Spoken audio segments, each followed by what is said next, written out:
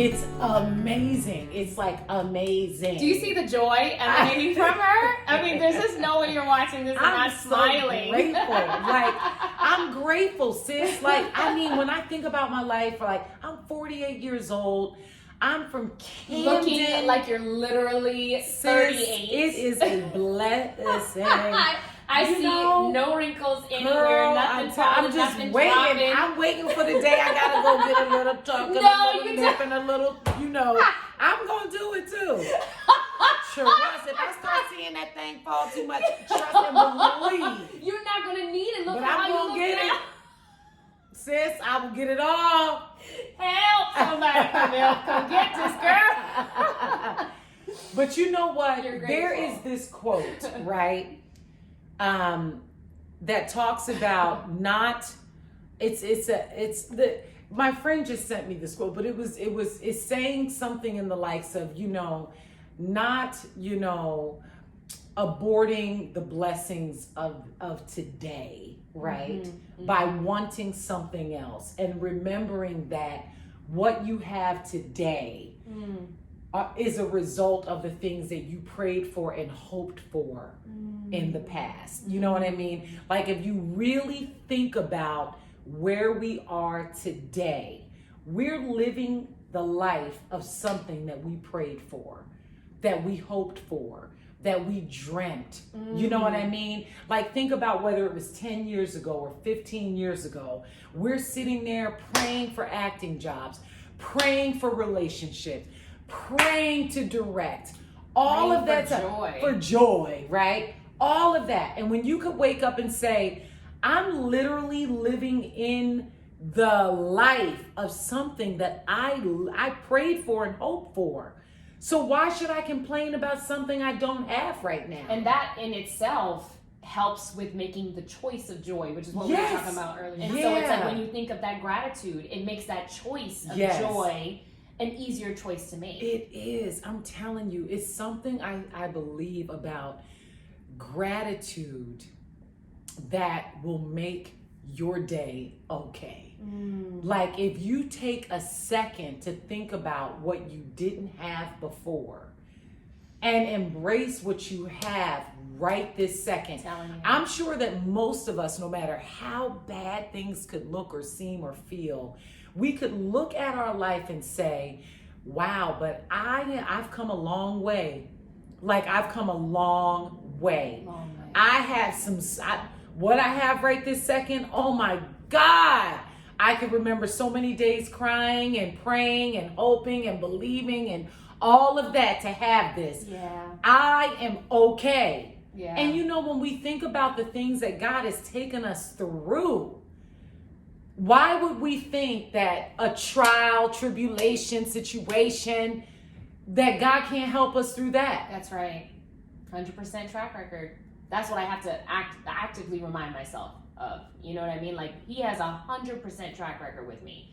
So I'm like, well, we were talking about this in the last sit and sip, Jane and I, and she said something that just really inspired me in the moment too. She goes, it's okay to not be okay, but always know that in the end, it's going to be okay. Yeah, it's going to be okay. And you know what? And this isn't to make anyone feel bad about being in a bad place right now, because you know how sometimes when people go through stuff, it's like, when if we say, well, just be positive, the other person that's going through may say, well, it's easier said than done. Sure. You know what I mean? Because we don't know some of the things that people are dealing with, right? And yeah, I can say that right now about your situation. And that's why also I believe that everyone still has the right to go through their process. Absolutely. Like, even if it's someone that's not necessarily in that space of gratitude, it's okay. They're going to go through the process to get there. You know what I mean? So even at the end of the day, you can still stay encouraged and inspired, even in that place. And if you got to sit in something for a minute to go through that process, and sit in it. It's fine. Because I remember I didn't always trust God. I didn't always feel positive. I wasn't always grateful. I wasn't always in a space of gratitude. I remember one day And this was some years ago, but I was going through it. You know, like going through. Jesus. Okay. I mean, like, I can't even begin to tell you. And I remember, I think about this all the time. When I got so tired of fighting, right? Just fighting myself, fighting the circumstances, like fighting life, right? Where I just literally said, I broke down and was like, okay, God, I trust you. That was like the only option. I was just like, I just got to trust you. I just got to surrender. You know what I mean?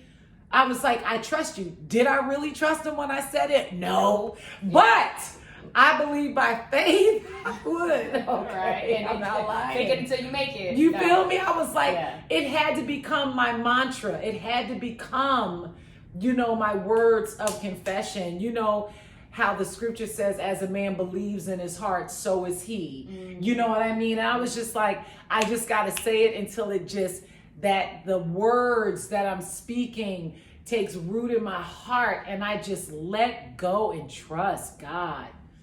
But you know what, though? I think that also goes with, for people who might be going through a difficult time. I mean, the holidays brings up a lot of things for people. Sometimes it's the most exciting time for people. Sometimes it's the saddest time or the most upsetting time, or it's like another reminder of the things that they don't have, or it's coming to the end of a year, or whatever it is, you know. But I think it's another thing to say, like, if you are in a difficult space, that the one thing you have right now is your words, right? And that they are very powerful, and that not to deny anything that you're going through, but to even if you're saying, like, in the end, I know I'm gonna be okay, or in the end, this too will pass. So we talked a lot about this year. So this upcoming year is year 2020.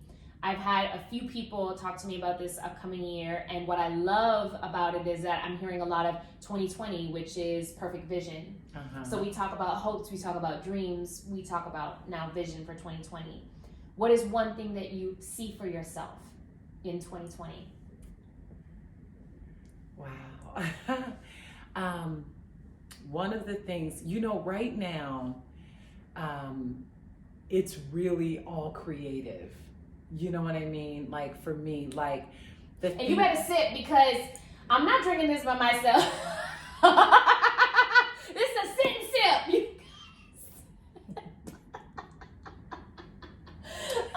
You don't have to twist my arm, okay? Because Miss Thing love a mimosa. This is good, by the way. Okay. She put a lot of orange juice in it.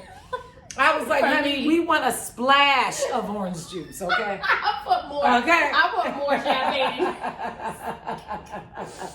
Okay, so you were saying. So vision. Everything is all creative right now for me. You know, I mean, I'm just, I see my school growing, you know, I see my teachers growing, and, you know, I love that I'm able to train other teachers at my school to create opportunity for them to help other people to get what it is that God has for them. You know, it's all about that. Like, I want to see my school grow. I want to see myself being even more creative directing. Maybe it's an overall deal somewhere where I could really produce and write and develop, and, you know, and just like really get deep into the development of projects and everything. I have a couple of scripts that I've developed that I'd like to see happen. Ooh. One, Free Reggie and 9 of a Kind. Like, these 2 great scripts, you know. Yeah. And so I'd like to see them happen this year. You wrote these scripts? I didn't write them, because I don't really feel like I'm a writer. I'm more of a development person. Right. You know. But these are scripts that I developed and got writers to write. Got it. Basically. And I'd love to see them done, and I'm working towards getting them done, but I'm being patient, you know. So the producing, directing, acting, and my school, like, that's like where I'm at right now, and what I'm looking to, and continuing to just sow seeds on a creative level to keep being able to be more creative. I mean, that's where my joy is right now. Yeah. You know what I mean? Yeah. I mean, it's just like, it's fun, it's active, and I feel it's purposeful. You know what I mean? I feel like that's me living my highest potential and purpose. Yeah. You know what I mean? Yeah. I guess I could say one more thing, but I wonder if this will lean into some of the things we've already said, but like, what can you, if you had to leave one piece of advice for anybody during the close of this year, whether it's they've had a great year, they haven't had a great year, how would you walk them through the end of this year and moving into the new year? I would say that there's a scripture that I live by, and it's Galatians 6:9, saying not to grow weary while doing good, for in due season you shall reap. Woo! If you faint not. I just got goosebumps. Right. And I think that the key is not giving up. Don't give up. And I feel like that's a lesson that we could learn all the time. Right. Is to not give up, is to not quit, is to not back down. You know, and I feel like also it's okay to dream. You know what I'm saying? It's okay to dream. You know, sometimes it's like this other saying that God is able to do exceedingly abundantly above all that we could think or imagine, right? And sometimes I feel like circumstances and experiences may have blocked us from dreaming. You know what I mean? Yeah. And really, you know, some people come to me saying, I'm trying to figure out what I want to do in life. Well, what do you dream about doing? What are you passionate about? What's that thing that you enjoy that you can't get off your mind? You know, sometimes like I like to just have moments like to think and to dream and to imagine. I wake up early in the morning, and that time for me is the time to get quiet and to think and to dream. And that's where I can have like this visions and ideas will come to me and motivate me to be able to go in that direction. You know what I mean? Like I had a dream to start an acting school, right? Okay, well, we know faith without works is dead, right? I wanted my school to do well, but I was the one with the fold up chairs every day, going into the community center, you know, going into coffee shops, paying, you know, to have this space to be able to bring students in, and, you know, renting these theater spaces here and there to be able to have a space for actors to come in and work. You know what I mean? So I had to be consistent, and I had to be, you know, there, you know, and committed. You know what I mean? Even with acting, I spent years in class, you know, with my mentor, Ivana Chubbuck. A lot of actors, or new actors, they say, well, how can I get into the business? They don't want to study. They don't want to take the time out to work on their craft. You know what I mean? And so, but I feel like that those are seeds well sown. You know, if we could take the time to really invest in ourselves and invest in our creativity, you know? Yeah. I don't know where I was going with that. No. So I can help you out here. So even without even intending it, we have a 5-part thing that we can take away from this. So 1, choose joy. 2, take risks. 3, remember gratitude. Yes. 4, don't give up. 5, allow yourself to dream. Yes. I love that. You better teach and preach and everything up in here. Yes. That's amazing. That's what you did. We need to write that down. Yes. So I can write that down. I Okay? love that. Thank you for our sit and Thank you, sip. sis. You know I love you. I love you too. You're so beautiful. This one. And so talented. This one again. I mean, can I just tell, this is the pure, like one of the most purest, you know, sincere, just, she's something special. I'm telling you, this Tasha. woman here is the most genuine, beautiful spirit that I've met in a long time. Oh my Lord, you're about to make me cry up in here. It's Don't true. you dare! Don't you It's dare! really I true. love you so much. Cheers. Thank you for sitting and sipping with me. Thank you, sis. And we will catch you on the next Sit and Sip. Bye.